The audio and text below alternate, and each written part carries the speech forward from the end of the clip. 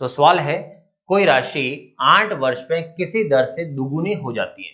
ठीक है, 8 वर्ष में कितनी हो जाती है? दुगुनी। ठीक है, हो जाती है। तो उसी दर से, मतलब पहले जो दर से, जिस दर से आपका पैसा दुगुना हुआ है, उसी दर से कितने समय में ये पैसा आपका 4 गुना हो जाएगा। जो पैसा आपका 2 गुना हो गया है वही पैसा आपको 4 गुना करवाना है, लेकिन टाइम कितना लगेगा ये पूछा है। अब अपन चक्रवृद्धि ब्याज को बिल्कुल छोड़ देते हैं, अपन बैंक के हिसाब से चलते हैं। बैंक में कैसे क्या काम करता है उससे काम हो जाएगा आपका, फिर अपन चक्रवृद्धि ब्याज का बेसिक पे आएंगे। तो पहले बैंक के हिसाब से समझते हैं। तो बैंक में कैसे, आप गए बैंक में, बैंक वाले के पास आपने, बैंक वाले के पास मतलब वही बैंक में आपने 1 लाख रुपए जमा कराए, मतलब आपने 1 लाख की एफडी कराई। ठीक है दोस्तों, कितनी? 1 लाख की। अब उससे बैंक वाले ने आपको क्या बोला कि हम आपका 8 साल में पैसा डबल कर देंगे, हम आपका पैसा 8 वर्ष में डबल कर देंगे, 2 गुना। तो 2 गुना का मतलब कितना हो गया? 2 लाख। ये 2 लाख। तो इसका मतलब मैंने 1 लाख की एफडी कराई है, 8 साल में मेरा पैसा 2 गुना हो जाएगा, दुगुना हो जाएगा। तो यहां पर 8 साल हो गए, मान लो मेरा पैसा दुगुना हो गया। अब वो कह रहा है कि सेम दर अभी भी चल रही है। तो बैंक वाला कह रहा है कि भाई साहब और रखना हो तो दर अभी भी वही चल रही है जो 8 साल पहले की थी। तो अगर दर सेम है तो पैसा जिस हिसाब से अभी मेरा बढ़ा है सेम उसी हिसाब से फिर आगे भी बढ़ेगा। तो वो कह रहा है कि 4 गुना अगर मुझे इस पैसे को कराना है तो टाइम कितना लगेगा। मतलब अब ये बैंक वाले को अपन पूछ रहे हैं कि भाई साहब एक का तो आपने 2 कर दिया, अब मुझे करना है इसको 4 लाख। 4 गुना, 4 गुना मतलब अपना कितना था? 1 लाख ही तो था। 1 लाख का अपन को कितना करना है? 4 लाख करना है। तो बताओ अब मुझे कितना टाइम और रुकना पड़ेगा। तो ये आपको आंसर बताना है कितना। तो सीधा सा लॉजिक है दोस्तों, जब आपका 1 लाख का 2 लाख हो गया तो पैसा आपका 2 गुना यहाँ हो चुका है। 2 गुना हो गया, कितना टाइम लिया? 8 वर्ष। अब आपके खाते में कितने हैं? तो अब हमारे खाते में पैसा जो पड़ा है वो तो 2 लाख है। ठीक है, अब अकाउंट में अपने खाते में 2 लाख है। तो अगर आप 8 साल तक पैसा और रख लेते हो, कितने साल तक? 8 साल तक। तो 8 साल अगर आप और रख लेते हो तो ये लोग आपका पैसा 8 साल में वापस दुगुना कर देंगे। तो 1 लाख का 2 गुना 2 लाख हुआ, तो 2 लाख का 2 गुना कितना हो जाएगा? 4 लाख हो जाएगा।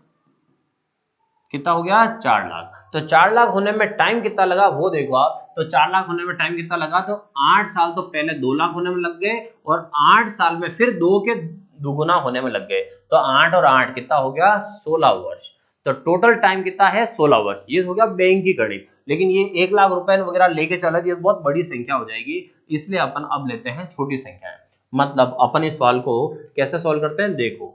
मान लो यहां पर रुपए है 100। ठीक है, कितने रुपए हैं? 100 रुपए। तो अपन चलते हैं गणित में 100 रुपए लेकर। तो सबसे पहले है 100 रुपए है। 100 रुपए 8 वर्ष में, 100 रुपए 8 वर्ष में कितना हो जाता है? दुगुना, मतलब हो गया 200 रुपए। ठीक है, और चक्रवृद्धि ब्याज जो है, चक्रवृद्धि ब्याज में पैसा चलता है गुणा में, मतलब यहां पर 2 गुना।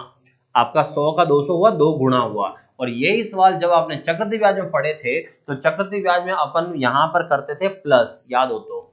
यहां क्या करते थे? ब्याज को जोड़ते थे कि कितने समय में कितना ब्याज कमाया, क्योंकि साधारण ब्याज में यहां पर जितना टाइम में जो पैसा कमा लेते हो, तो साधारण ब्याज में इतने टाइम में इतना पैसा कमा लिया अगर 100 200, तो आगे वो बदलता नहीं था।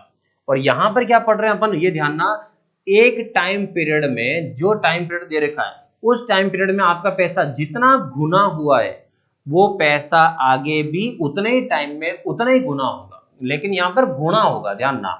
8 साल में आपका पैसा 2 गुना हो रहा है तो आगे भी 8 साल में 2 गुना ही होगा। तो अगर आपके 100 के 200 हो गए तो आगे अगर कोई 8 साल और रखता है, तो 8 साल और रखता है तो उसका पैसे को 2 गुना कर दिया जाएगा। लेकिन कहां से 2 गुना कर दिया जाएगा? 200 से, क्योंकि 200 पहले आपके खाते में हो चुके हैं। तो 200 का 2 गुना करेंगे तो कितना आएगा दोस्तों? 400। तो आपका पैसा अब 400 हो चुका है, जबकि था कितना स्टार्टिंग में? 100। और 100 का कितना हो चुका है अब? 400। इसका मतलब आपका पैसा कितना गुना हो गया? 4 गुना। और 4 गुना पैसा होने में टाइम कितना लगा? तो टाइम 8 साल पहले और 8 साल बाद में। तो 8 और 8 कितना हो गए? 16 वर्ष। 16 वर्ष का टाइम लगा और आपका पैसा 4 गुना हो गया। ठीक है, ये तो हो गया आपका बेसिक तरीके कि बेसिक तरीके से अगर समझ के या ऐसा करो तो इस तरह से करते हैं। लेकिन अब आते हैं अपन कि अगर इसको फॉर्मूले वगैरह से करते, चक्रवृद्धि ब्याज में प्रॉपर ले जाते, तो चक्रवृद्धि ब्याज में इस सवाल को कैसे करते उसके लिए तो अब मैं सिखा रहा हूं प्रॉपर चक्रवृद्धि ब्याज में कैसे करते हैं। पहले इसके बेसिक फॉर्मूले लाने पड़ेंगे, फॉर्मूले को सॉल्व करना पड़ेगा। इतने डिटेल में मत जाओ, मैं आपको एक सीधा तरीका सिखा रहा हूं, वो करना। सीधा तरीका कैसे, तो जो भी आपका पैसा है वो कितना गुना हो रहा है उसको आधार घातांक में चेंज करो। पैसा जितना गुना हो रहा है उसको आधार घातांक में बदलो। जैसे पैसा 8 वर्ष में, ठीक है, 8 वर्ष में कितना गुना हो रहा था, 2 गुना। अब उसने पूछा है कितने वर्ष में बताओ हो जाएगा 4 गुना, यही पूछा है। तो यहां क्या करना, जो गुना दे रखा है ना, 2 गुना 4 गुना, इनको आधार घातांक में लिखो, इनको आधार घातांक में लिखो। तो अब बताओ, 2 किसी का वर्ग या घन कुछ होता है क्या, तो 2 किसी का वर्ग या घन तो होता ही नहीं। तो जब कोई संख्या किसी और के वर्ग या घन नहीं हो तो उसे आप क्या लिखोगे, 2 का 2 लिखोगे और घात ऊपर 1 लिखोगे। समझ रहे हो, यहां पर आधार वो का वो, मतलब 2 है तो 2 किसी का वर्ग घन नहीं है तो 2 का 2 लिख दिया, और आधार घातांक में बदलना है इसलिए हमने घात उसकी लगा दी 1 की, दूसरी घात नहीं है। चलो आगे, फिर है 4। अब यहां पर एक चीज ध्यान रखना, पहले जितना आधार आपने बना दिया है बेस, जितना बेस पहले बना दिया सेम बेस होना चाहिए सेकंड में। यहां पर दूसरा बेस आ ही नहीं सकता, ना आता है। तो यहां पर 4 है तो 4 को क्या लिखेंगे, 2 का स्क्वायर। 4 की घात 1 या 3 की घात या किसी तरह का कुछ नहीं लिखना है किसी भी सवाल में, चले आपको लग रहा हो तो भी नहीं लिखना है। आधार यहां पर 2 है तो इसका आधार भी 2 ही लिखोगे। ठीक है, अब आपको यहां से क्या निकाल दिया आपने, जो पैसा गुना दे रखा था उस गुना वाले पैसे को आपने आधार घातांक में चेंज कर दिया। क्लियर।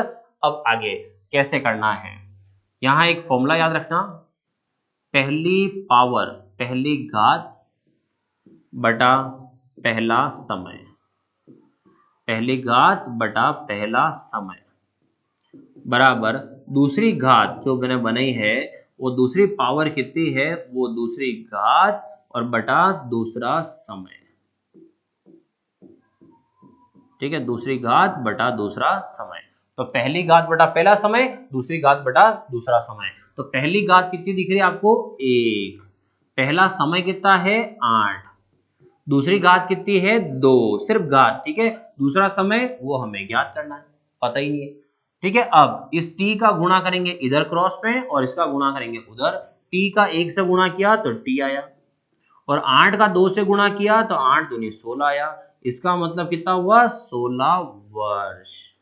तो t का आंसर कितना आ गया, 16 वर्ष। सिर्फ एक स्टेप में आपका आंसर आ गया।